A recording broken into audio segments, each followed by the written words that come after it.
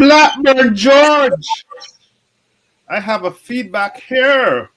Welcome to the latest edition of the Positively Uncensored Arsenal podcast with my friend and colleague Blackburn George, fresh after the Arsenal crashed out of the Carabao Cup semi-finals with Liverpool last night, George. And I thought we should dub this. I thought we should focus on the lessons from Liverpool because we had two games with them. Hopes were high that we could, when we got home at Emirates, we could match them. They're without Salah and Mane.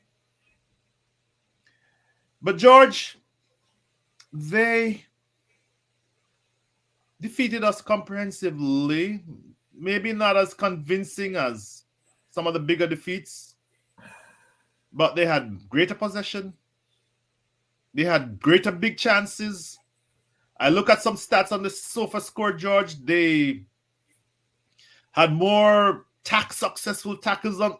They had more aerial. They had more aerial possession of the ball or aerial clearances. People can go over to sofa scored. So it was not just on the attacking side. It was an all-round, dare I say, domination. Am I wrong or right on that, George? Well, we went out with a whimper, didn't we? You know, it could have been worse because they comprehensively outplayed us. Mm-hmm. And we never looked like scoring. And we could have still been playing now and we wouldn't have scored. People are going to say you're negative, George. Well, say what you want. I watched it. We were poor. They weren't great. They were okay. Mm-hmm. Our tactics didn't work. Our wingers were doubled up on and we did nothing to help them. Tierney was abysmal. He's so predictable without Xhaka. You know, he gets given the ball, moves forward about 3 yards, stops, looks round and passes it at 45 degrees back to whoever's in the left back position. Mm-hmm. All game, did nothing. The Emperor had a mare. Probably wasn't fit enough to play, but he was shockingly bad. Yeah. Jota had his ticket, George. Jota had his ticket. I wanted to look at the positives first. Yes. You know, I thought Martinelli was outstanding all game. And I thought Odegaard was technically the best player on the pitch, including the Liverpool players. I thought he had a magnificent game. But it's hard for just 2 out of 11 to turn the tide. Saka was not very good at all. Lacazette, ineffective. Lokongo, safe enough, but never going to do anything. So Ben White, he was as bad as the Emperor. So, but the two good ones were Martinelli and Odegaard. And that's about where it stops. So Arteta's hair was immaculate as ever. That's a positive, you know. He's not letting his standards slip, is he? So, other than that, it was a pretty poor game. And I've never seen as many excuses rolled out in all my life as I had last night on Twitter after the game. I mean, there just wasn't an excuse left to be had. And to be fair, some of them are valid excuses. Just because it's an excuse doesn't mean it's not valid. There were reasons that we didn't play well. You know, Tomasaki shouldn't have played. He clearly wasn't fit enough. Mm-hmm.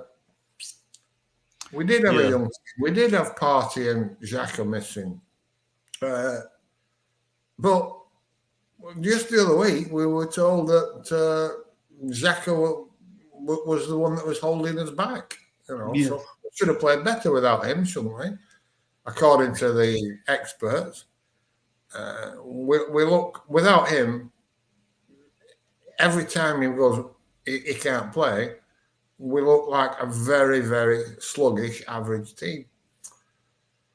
So although some of the excuses were valid, there's that many of them. If you can also look on the other side, we've got to the position where we're like on a wheel and people are near one extreme or another. It's going round. And if you're at the extremes, you're going up and down like mad. And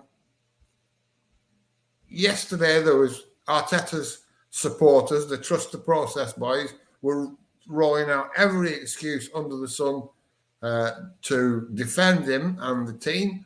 And on the opposite side of the wheel, the Arteta out lads were bringing every excuse and every stat under the sun to discredit where we are and make us look shocking. And as ever, the answer lies somewhere in the middle, depending on how near the middle you go. Well, George, we're not making any friends trying to find a balance. People want us to be on either extremes. Well, if I had to pick an extreme, I'd pick Arteta, the anti-Arteta one, because I don't like the guy. But logically, that's no smarter than the opposite view in saying that everything's going to be fine. I mean, what gets me is today I'm saying, don't expect this team to play well against Liverpool last night. This is a team for 3 years in the future. Well, what a stupid bloody idea that is. 3 years in the future. Look, have a plan. Have a 2-year plan, a 3-year plan, a 5-year plan, a 10-year plan. Have however long a plan you want. But you also have to have a plan for the here and now. And we're justifying the rubbish now with a plan for the future, which may or may not work. There's no guarantee this works. But what we can guarantee is most of the time, the football we play at the moment is poor. We've had flashes of it being good. It was good against City, but we lost. We played somebody else. I can't even remember who it was now. We played quite well, and everything looked like it was on the up and up. When Xhaka came back and Partey played alongside him, did we beat somebody 4-1 or something? I can't remember what it was, but to be honest, those are the surprise results now. Those are the surprise performances. Last night wasn't a surprise. Last night is what we've seen for most of the season. The surprise performances were the 2 or 3 good ones that have been sprinkled in along the way. And that's the reality. All the stats, all the figures prove that. I mean, that's where we are. George, you can accept it or not. That's the truth. Well, let's focus on the here and now. The excuses from the Trust the Process boys is that I saw something. It took the Bulls signed Jordan in 1996, and it took them 3, 4, 5 years to have a winning team. George, we spent $250 million. Pounds, I'm sorry, guys. I know you. I apologize. I'm in a dollar zone. 250 million pounds in 2 years. You don't spend 250 million pounds in 2 years to succeed to get the top 4 in 5 years or 6 years. Wrong or right? Yeah, you're right. And but to be fair, the trust the process boys are at an advantage because they're doing the only thing they can. Mm-hmm. Trusting that it'll get better and hoping that it'll get better. Mm-hmm. And as a fan, that's what they want to do. I don't blame these people for looking for positives because the actual positives are thin on the ground. You have to look for imaginary ones, future positives, something that might happen. Lokongo might become a good player. Thomas Akin might be a really good right back. Right. You know what I mean? Yes. Martinelli and Saka might become as good as Mane and Salah. Yes. these things might happen. This is what they're clinging on to, and it's all they can cling on to, because the reality is right now that isn't the case. We're well behind the top teams. That's the first lesson I want to draw. That's the first lesson that came out to me, George. Consistently, we are behind the top teams. George, you spoke about big victories, but the big victories was 5-0 over Norwich, 4-1 over Leeds, Leeds is just. I'm not saying that Leeds is going to get relegated, but they're just above the drop zone. Yeah, you know what I mean. Let's be fair. Leeds have I think it was 8 first-team players, something like that. It was hard. It was a tremendous. And they played 130 minutes or something. There's 2 days before, right. The Leeds was shattered. They've just been given the run around by Manchester City, haven't they? They just played City. Yeah, they got trashed. They got hammered. Absolutely trashed. Yes. With a depleted squad, and had to play the same depleted squad against us a few days later. Circumstances dropped right for us. We did play well because we were allowed to on that particular day. But that was a shadow of what Leeds can play like.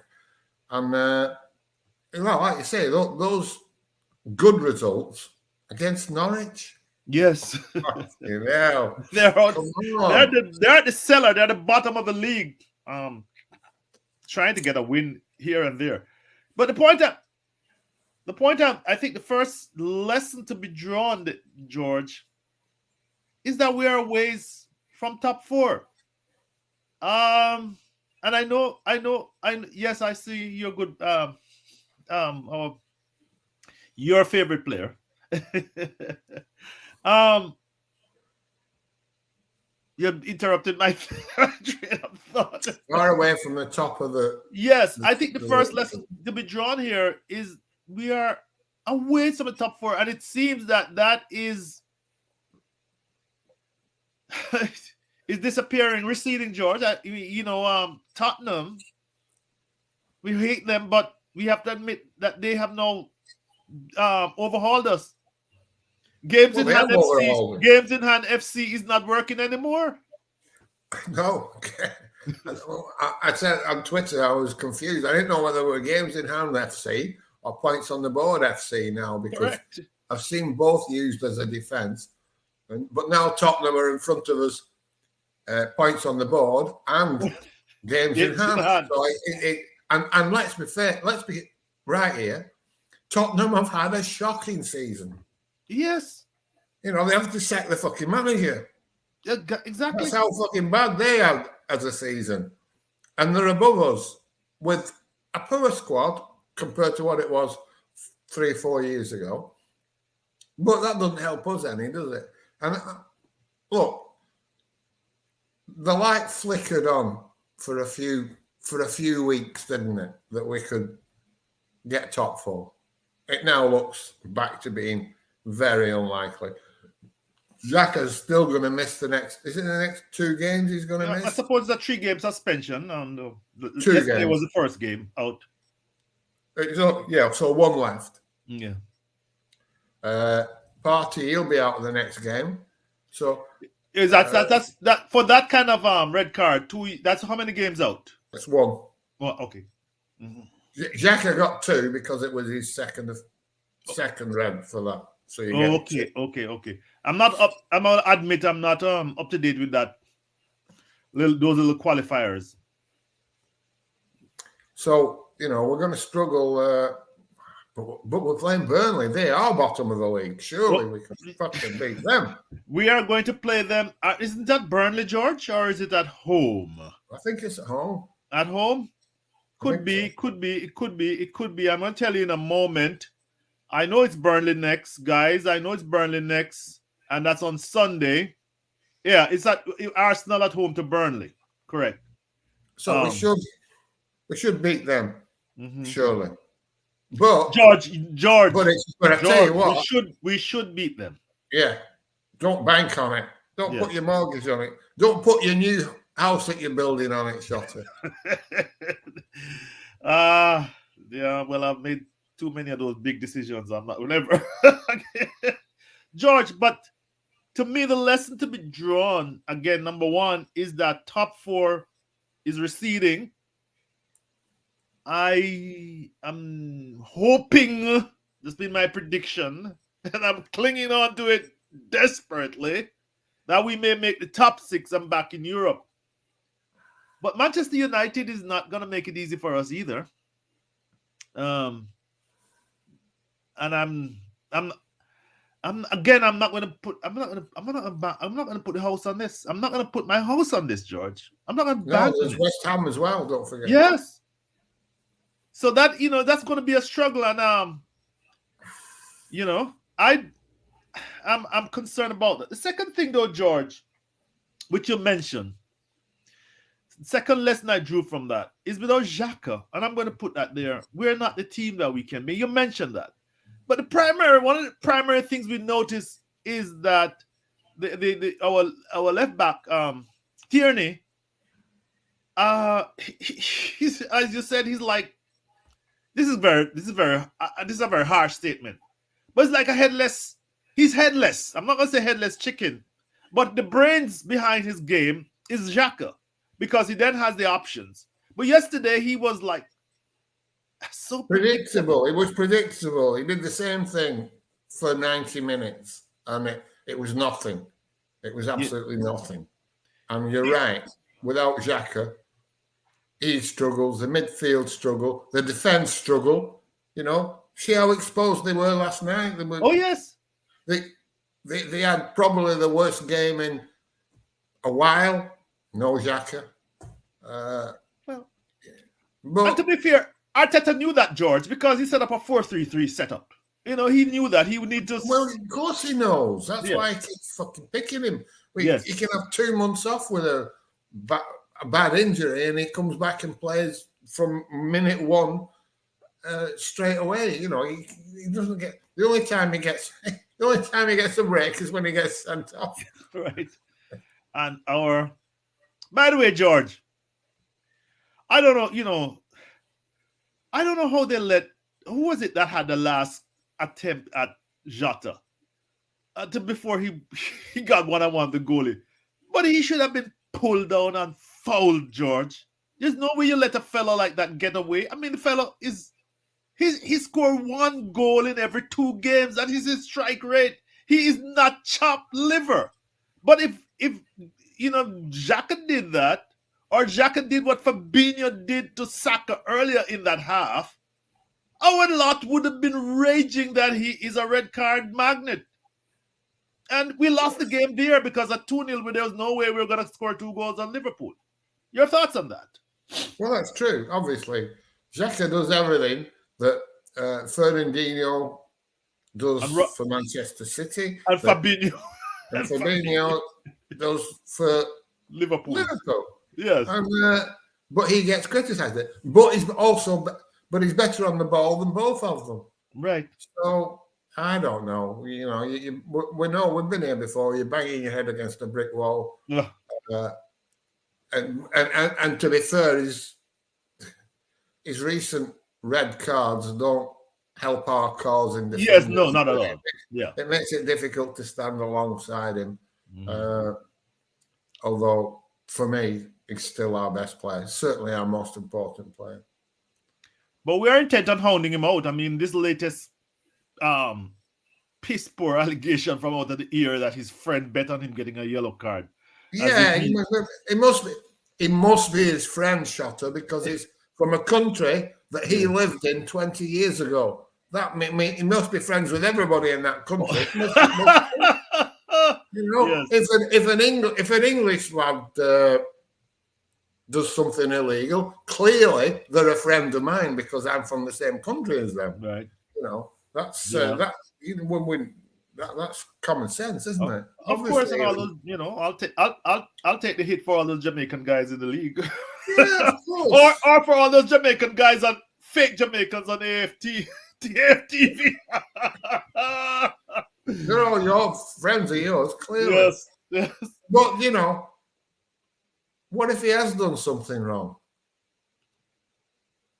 What if he has done it? Yeah, my position was we give him the benefit until the doubt, until proven guilt. Absolutely. And that is Innocent until proven guilty. And yes. for me, you see, not to go on about to give credence too much to this rumour, but the notion was that it was a late booking in the 80th minute or whatever, 80 minutes plus for Xhaka.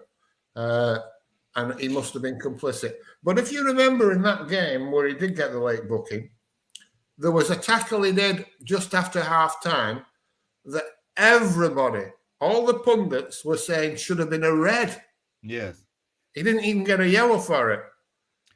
And remember it? He went in over hard the top on the of guy. the He ball. went in hard on the guy, and they said he was over the top a little. Over the top of the ball. And no, he got a little bit of the ball. He got a little bit of the ball. That is why he didn't get the card. Is that why he didn't get a card? The referee didn't know that. Yeah. You know, he didn't get a card, and he should have got a card. It was right, a yellow it was card a hard offense. tackle. Absolutely. Right. It maybe was even a red card offense. Mm-hmm. But he would have expected to get booked for that tackle. Yeah. Mm-hmm. So how could he then do another one later on in the game and expect to get a yellow card? Because it would have been a red card. Yes.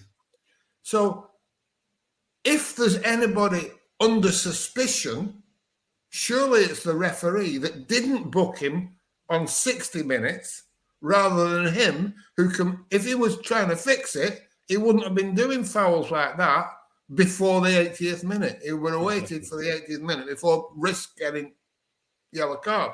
Yeah. So it doesn't make sense. It doesn't make sense as a scam.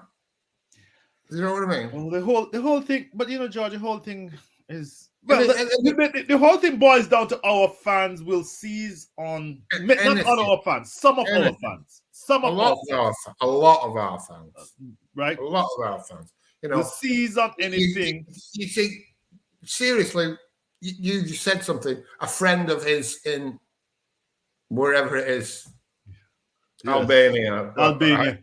Yeah. That paragon of.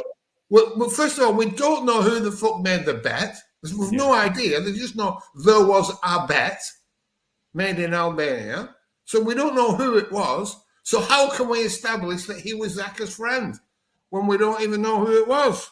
It's ridiculous. But now, repeated endlessly on Twitter, is that Xhaka's friend in Albania made a bet.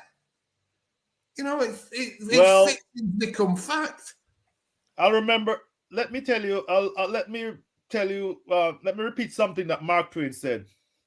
He said, "A lie will go halfway around the world before something about the truth emerging. The lie goes halfway around the world before the truth even emerges." Something to that effect. We can go look it up. And this is exactly, you just have the lie repeated all over the place. And George, we've seen it.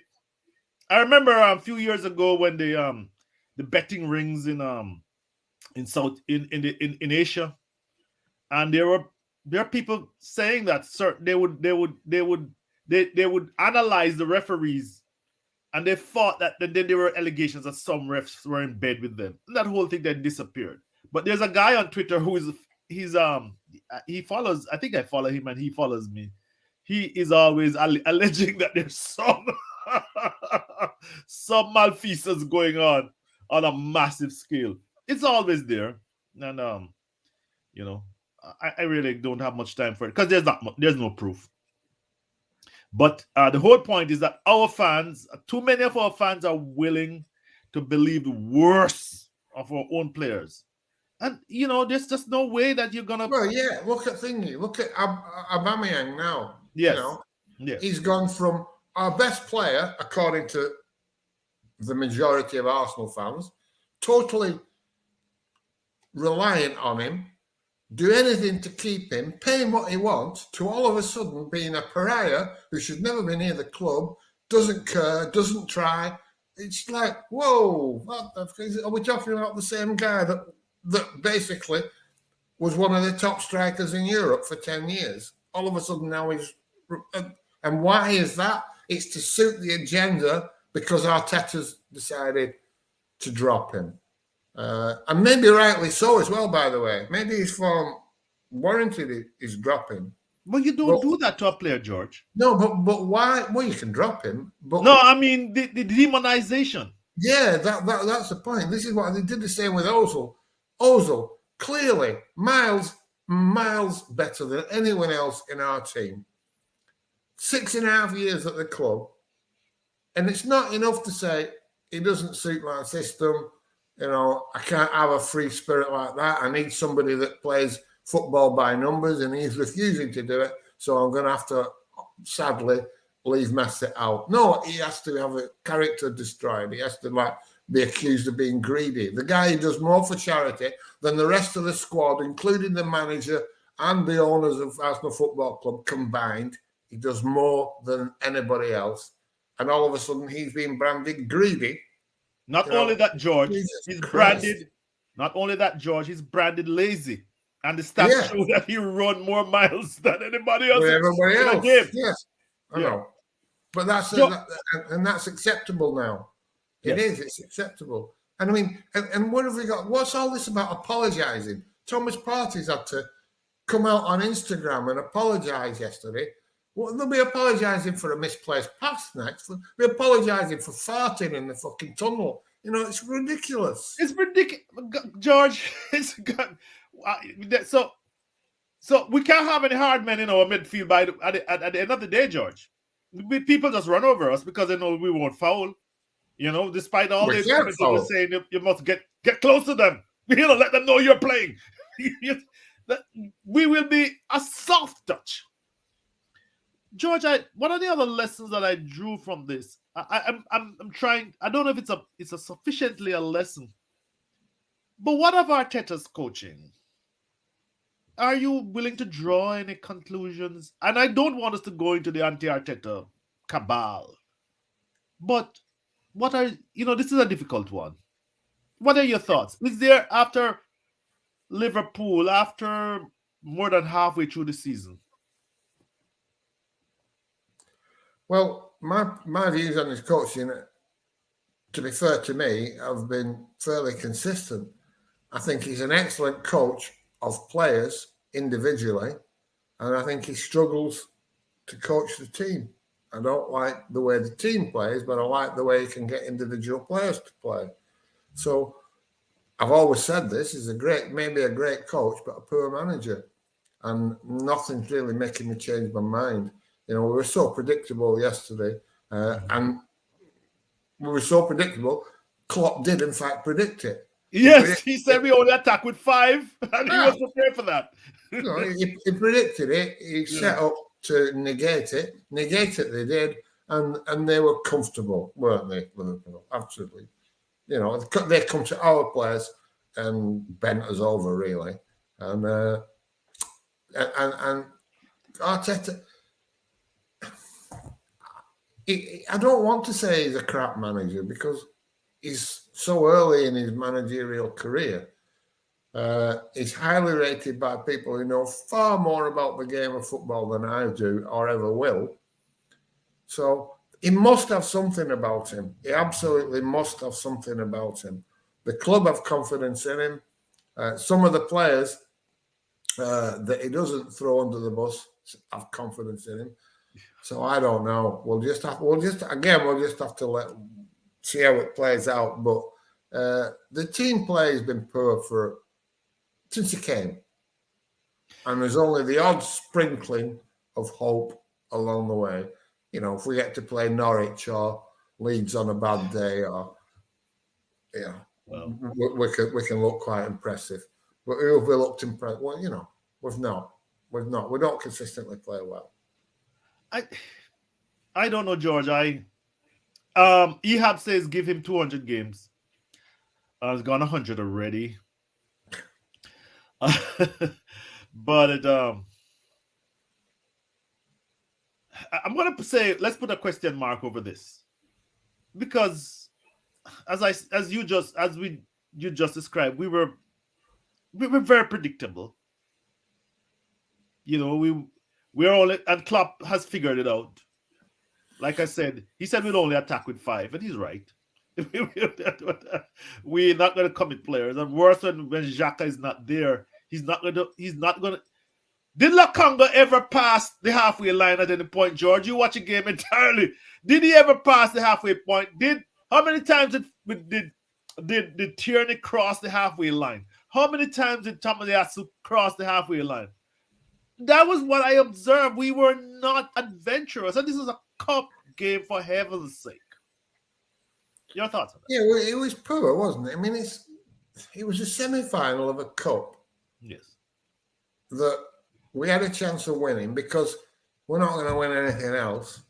It's all right. It's the worst cup to win, if you will. It's like even at its best, it's half a trophy. But it's a trophy nonetheless. Yes. And we were playing at home, and we should have done more. No matter what the difficulties, we should have done more. It was very disappointing. I was looking forward to it. You think, maybe, after the backs to the wall defence at Liverpool. But and now that's rolled into some sort of as if we played well at Liverpool. They were all over us when we had 11 men on the field. George, I gave you the stats. I gave the audience the stats. The reason it was their poor shooting why we didn't get all over. But it's like everything else. People that if you want to defend Arteta and the team, you'll interpret them differently to if you want to attack Arteta and the team. Yes. But the reality is, it was one of those games where a poor team somehow manages to keep out a good team by not hardly leaving their box. And, there was more to it than that. We still did have a little bit of a threat with Martin on the counter. Yes. Yeah, it wasn't completely shut up shop and don't leave your own box, but basically it was, and that gave us the opportunity to do something at home, correct, which we didn't take. We didn't take it. We all watched it yesterday. We never at any point looked like we were going to win or could score, and that's that. That's disappointing. But it's only it didn't come as a surprise to me because that's how we play most weeks. It is, Shotta. It's how we play most weeks. Is that down to Arteta, George? Is that down to Arteta? Because that's the question. Is that a lesson or is it just the personnel? Really, yeah. Because I think it has to, yeah, because the formulaic way that we play, everything's so predictable. It's trying to get these patterns of play that will work. Up to now, they haven't worked. They work occasionally against Norwich, and a battered league. There's no urgency. It appears we don't like to take chances. I don't know, because it seems to be trying to do at Arsenal what Manchester City do, and you can't because they've got better players everywhere, every single player. They've got better players on the bench. Their second 11 is better than our first 11. And that's not me exaggerating. That's a fact. Yeah. In my mind, anyway. Yeah. I want to throw in a little nugget here. A.H. Lehman's a good friend of ours. He's a miserable bastard, isn't he? Yeah, but yeah, well, he's worse than me for attacking Arteta. Yeah, he's unrelenting, but he's talking about lack of adventure. He said something. He spoke about a time we beat Manchester United, and he was saying, just contrast this. Wenger had Adebayor, Van Persie, Thomas Rosicky, and Thierry Henry in attack. He said, "Can you imagine that at Arsenal today?" I really like, and I think. Well, no. To be fair, go ahead. I'm going to be fair here. Yes, let's be fair. I'm going to say, if we had Thomas Rosicky, Henry, Adebayor, and who was the other one? You freak me up, George. The fourth attacker, Van Persie. Van Persie. Yes. If Arteta had them, yeah, he was playing wide. I think he would play them. You know what I mean? Yeah, but not enough. You can't George, say he wouldn't play them. I'm fucking sure he would play them. If he had Patrick Vieira, he would play him. You know, you can't blame Arteta for not having. No. What he would do, George? He would have Van Persie on the left, Adebayor on the right, Henry coming down the middle, and he would have. Remember, we had like 6 midfielders, and they probably bring Thomas Rosicky off the bench. Which I think is the point Lemans was making. But anyway, we digress. Go ahead. Yeah. So you can't. I'm not blaming Arteta for not having better players. But you know the point Lemans was making, though. But I know the point he's making, that Arteta used to attack first and foremost. And that's why it was beautiful to watch for 22 years. Yeah. You know, anyway. But you can't. What's Arteta to do with... He couldn't do... Now, what can he do with a partially fit ESR? ESR was run out of steam by the 60th minute. You know what I mean, George? And he's nowhere near Thomas Rosicky's class. No, not by a long, long way. And obviously, Van Persie was better than anybody in our team now. None of our strikers are on his class. Adebayor scored 30 goals, for fuck's sake. And Van Persie, come on, you know. Anyway, we digress, George. George, one last point. Lesson.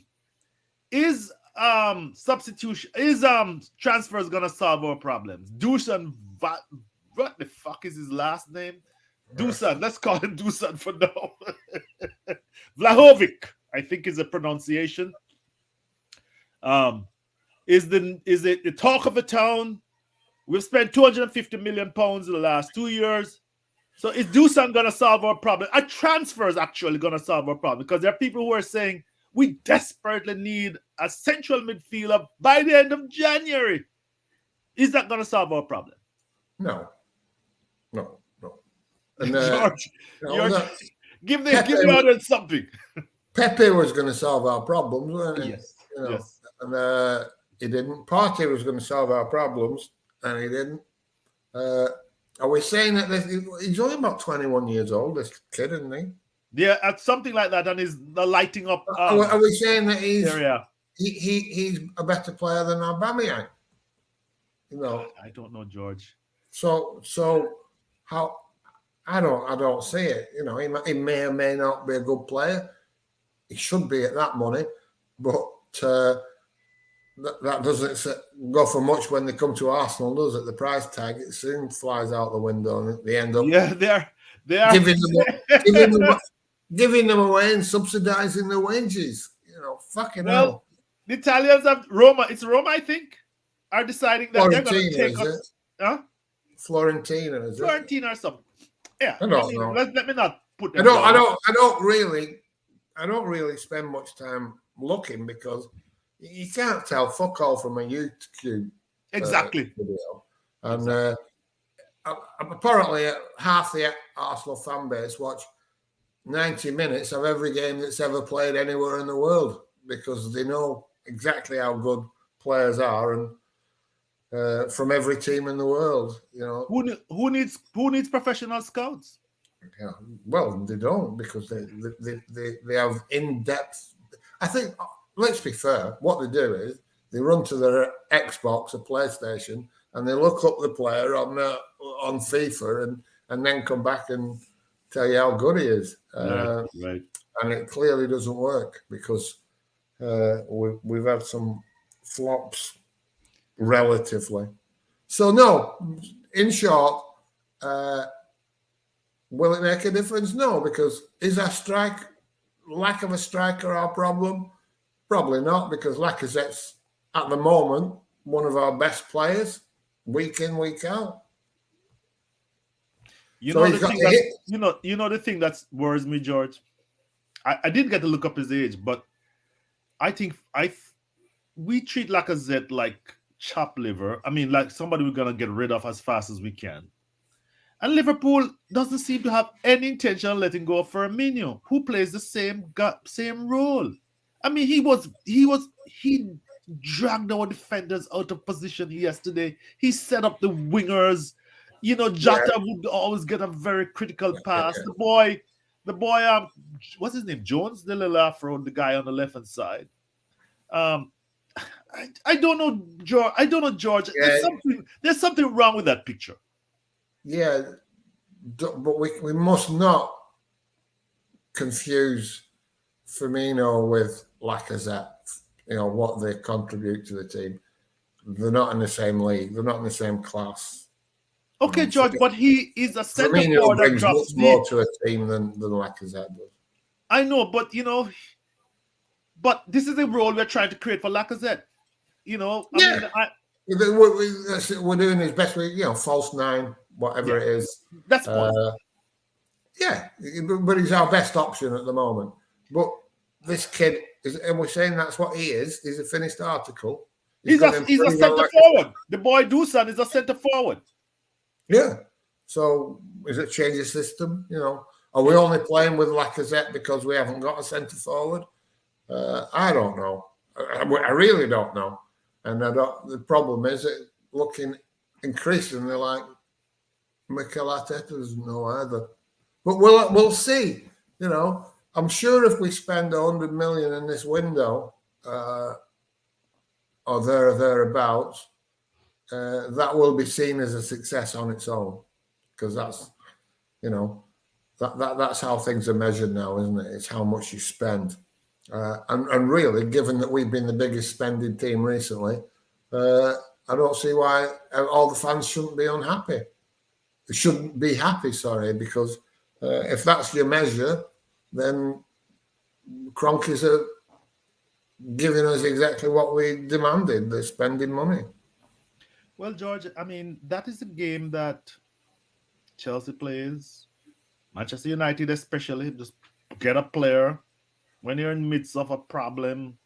You get a player in the transfer window. The fans all jizz over it for 2, 3 weeks or even a month. Like Lukaku. Yes, Chelsea did the same thing. Yeah. He's now, wants out. We're doing the same game. I don't know, and then people say we can't make financial errors. Well, all right, but nobody wants to hear that, and I think they're gonna play that game as well. They're already playing it. I'm gonna give you the final word on that. Yeah, well, I think that when all else fails, throw some money at it. When we're playing poor, throw some money at it. Throw some money at a young player and say, look, we bought him for the future. That'll give us some more. Because you see it all the time now on Twitter, things are excused because it's a young team. It's a young team. It'll get better. It'll get better. Mm-hmm. There's no guarantees it'll get better. Of course. But the fan base are buying into it. And that's all that matters. PR is king. Exactly. Narrative management, fake Absolutely. news. And as long as the majority of the fan base are saying, oh, he's a young manager, they're a young team, they'll get better, we will improve. As long as they keep saying that and they're cheering from the stands rather than booing, it's job done. And when it starts slipping, all you have to do is go, throw a bit more money at it and give them another bone to chew on for a few weeks. By the way, I was watching the game yesterday. I see them advertising hard for Red members. I was like, really? Right. That subscription comes in very handy. George, maybe some our listeners might be getting some lessons, but the lessons from Liverpool are not. Well, let's put it this way. Let me turn it another way. I was going to be kind of negative. They said defeated armies learn well. And we've drawn up a number of causes of our defeats. And I'm hoping that fans will recognize that there are some failings that we need to learn from. But George, I don't know. We keep making the same mistakes over and over again. Yeah, but at the end of the day, I keep coming back to the fact that are we doing that badly given the circumstances? Not really. Are we about where we should be with this squad? Yes. So what's the problem? The problem is Manchester City are playing a different type of football in a different league, in a different stratosphere, and that knocks everybody down. I'm sure Chelsea fans at the moment are crying and moaning and whimpering and saying that Tuchel's this and Lukaku's that, and they'll be upset. Why? Because Manchester City are 13 points clear of them, and they don't think they should be, without taking into account that Manchester City is a juggernaut, and they shouldn't be comparing themselves to Manchester City. They should be comparing themselves to Liverpool. Who are 11 points? Who are 11 points behind City, George? Yeah, they're the second level. Well, we're third level, third or maybe fourth level, and you got and accept it. That's where you are as a club.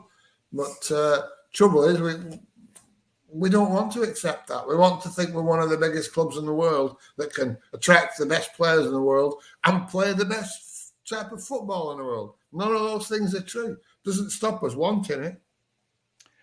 Well, George, that is a lesson. I think that we are in third or fourth.